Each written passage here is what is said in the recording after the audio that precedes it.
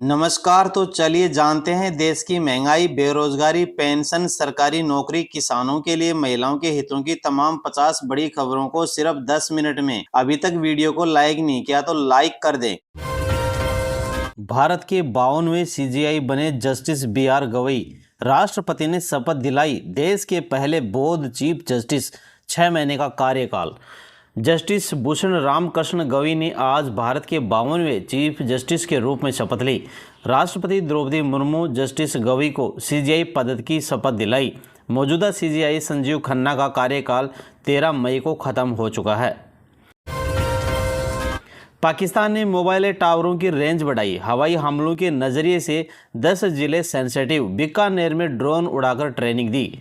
Bharat Pakistan border पर पाकिस्तान ने अपने क्षेत्र में लगे मोबाइल टावरों की रेंज बढ़ा दी थी। उसी की आशंकाओं को देखते हुए श्रीगंगानगर जिला प्रशासन के साथ ही जैसलमेर के कलेक्टर ने भी पाकिस्तानी सिम के उपयोग पर बैन लगा दिया है।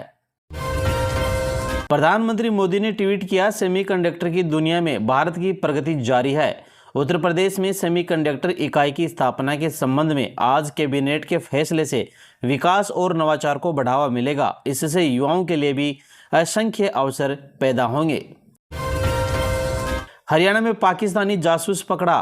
पाक आतंकी इकबाल को खुफिया जानकारी देता था। कैराना से आकर पानीपत में रह रहा था। हरियाणा के पानीपत से पुलिस ने पाकिस्तानी जासूस पकड़ा है। वह पाकिस्तानी आतंकी इकबाल के टच में था, जिसे व्हाट्सएप व अन्य सोशल मीडिया ऐप के जरिए भारत की खुफिया जानकारी भेज रहा था।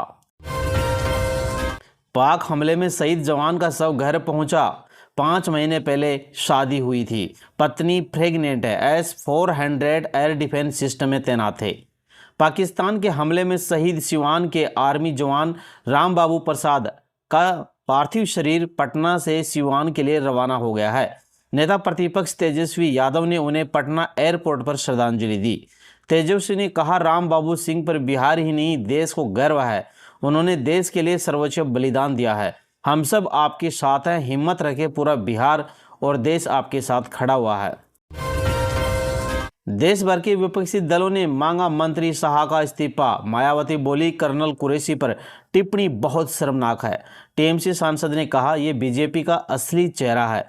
कर्नल शोपिया कुरैशी पर दिए बयान को लेकर मध्य प्रदेश के जनजातीय मंत्री विजय शाह के खिलाफ आक्रोश देश भर में फैलने लगा है। उत्तर प्रदेश के पूर्व सीएम और बसपा सुप्रीमो मायावती ने ट्वीट करके इसे शर्मनाक बताया है। 8 राज्यों में तेज बारिश, 13 में आंधी बारिश का अलर्ट। बाड़मेर जैसलमेर में पारा 41 डिग्री पहुंचा। अंडमान में साइक्लोन शक्ति की चेतावनी जारी की। मौसम विभाग ने बिहार, छत्तीसगढ़ समेत 14 राज्यों में आंधी बारिश की चेतावनी जारी की है। गुजरात, असम समेत 9 राज्यों में तेज बारिश का अलर्ट है। आज सुबह 10:30 बजे कांस्टेबल पूर्ण कुमार शो को अटारी वाघा सीमा पर बीएसएफ द्वारा पाकिस्तान से वापस लाया गया है। कांस्टेबल पूर्णम कुमार शो 23 अप्रैल 2025 को फिरोजपुर सेक्टर में ऑपरेशनल ड्यूटी के दौरान गलती से पाकिस्तान की सीमा में चले गए थे और उन्हें पाक रेंजर्स ने हिरासत में लिया था। केंद्रीय मंत्री गजेंद्र सिंह शेखावत ने कहा, आतंकवाद के खिलाफ जीरो टॉलरेंस और राष्ट्र प्रथम की नीति प्रधानमंत्री मोदी के कार्यकाल का हिस्सा है। यह पूरा देश और दुनिया जानती है कि यह नया भारत है। यह भारत के खिलाफ किसी भी गतिविधि को बर्दाश्त नहीं करेगा। भारत के मुख्य न्यायाधीश भूषण रामकृष्ण गवई ने भारत के 52वें मुख्य न्यायाधीश के रूप में शपथ ली। उन्होंने राष्ट्रपति भवन में राष्ट्रपति द्रौपदी मुर्मू, प्रधानमंत्री नरेंद्र मोदी और उपराष्ट्रपति जगदीप धनखड़, पूर्व राष्ट्रपति रामनाथ कोविंद और अन्य गणमान्य व्यक्तियों का अभिवादन किया। केंद्रीय रक्षा राज्य मंत्री संजय सेठ ने कहा, पहलगांव में जिस तरह से हमारे 26 निर्दोष लोगों को उनका धर्म पूछकर मार दिया गया है, आतंकियों ने जो दुस्साहस दिखाया है, हमारी बहनों के सिंदूर को मिटाने का प्रयास किया गया। प्रधानमंत्री ने कहा कि ऐसे आतंकियों को मिट्टी में मिला देंगे और ऑपरेशन सिंदूर के जरिए भारतीय सेना के वीर जवानों ने मिनटों में 9 आतंकी ठिकानों को नष्ट कर दिया। प्रधानमंत्री ने कहा कि ऑपरेशन सिंदूर खत्म नहीं हुआ है, यह अभी स्थगित हुआ है। उत्तर प्रदेश के मुख्यमंत्री योगी आदित्यनाथ उप मुख्यमंत्री ब्रजेश पाठक के साथ भारतीय सशस्त्र बलों के सम्मान में आयोजित भारतीय शौर्य तिरंगा यात्रा में शामिल हुए। उत्तर प्रदेश के मुख्यमंत्री योगी आदित्यनाथ ने भारतीय सशस्त्र बलों के सम्मान में आयोजित भारत शौर्य तिरंगा यात्रा कार्यक्रम में कहा, 22 अप्रैल को पहलगाम में हमारे पर्यटकों के साथ पाकिस्तान समर्थित आतंकवादियों द्वारा की गई विभत्स घटना की पूरे देश और दुनिया ने निंदा की है। फिरोजपुर में लोग अपने दैनिक कामकाज में लगे हुए हैं। बच्चे सामान्य रूप से स्कूल जा रहे हैं। शहर में स्थिति सामान्य है। कल रात यहां ड्रोन या गोलाबारी की कोई खबर सामने नहीं आई है। जम्मू कश्मीर के शोपियां में हथियार बरामद हुए हैं। सुरक्षा बलों ने कल एक एनकाउंटर में लक्सर के 3 आतंकी मारे थे। ब्रह्मोस ने तबाह किए 6 पाक एयरबेस। भारत ने पहले पाक का रडार सिस्टम तबाह किया, फिर टारगेट हिट किए। एमपी के मंत्री का कर्नल शोपिया पर आपत्तिजनक बयान। विजय शाह बोले, जिन्होंने बहनों का सिंदूर उजाड़ा उन्हीं की बहन को भेजकर ऐसी तैसी कराई। मध्य प्रदेश सरकार में मंत्री विजय शाह ने भारतीय सेना की कर्नल शोपिया कुरैशी पर आपत्तिजनक बयान दिया है। उन्होंने कहा कि जिन लोगों ने हमारी बेटियों का सिंदूर उजाड़ा था, मोदी जी ने उन्हीं की बहन भेजकर उनकी ऐसी की तैसी करा दी। बयान सामने आने के बाद शाह को पार्टी ने बोफाल तलब किया। संगठन महामंत्री ने फटकार लगाई, जिसके बाद मंत्री शाह के सुर बदल गए।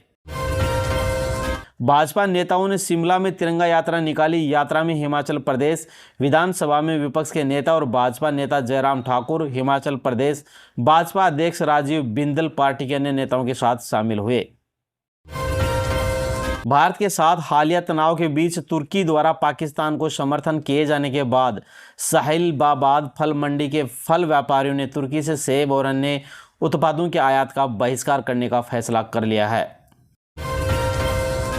दिल्ली में आप कार्यकर्ताओं ने विरोध प्रदर्शन किया और प्रधानमंत्री मोदी पर ऑपरेशन सिंदूर के दौरान पीओके को वापस न लेने के लिए देश के साथ विश्वासघात करने का आरोप लगाया है।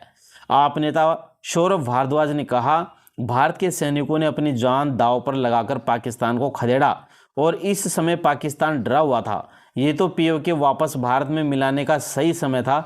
ऐसे में इन्होंने सीज फायर करके पूरे देश को धोखा किया है। हाई कोर्ट का आदेश, एमपी के मंत्री शाह पर एफआईआर करें। डीजीपी को 4 घंटे का समय दिया गया। कर्नल शोपिया पर आपत्तिजनक बयान दिया था।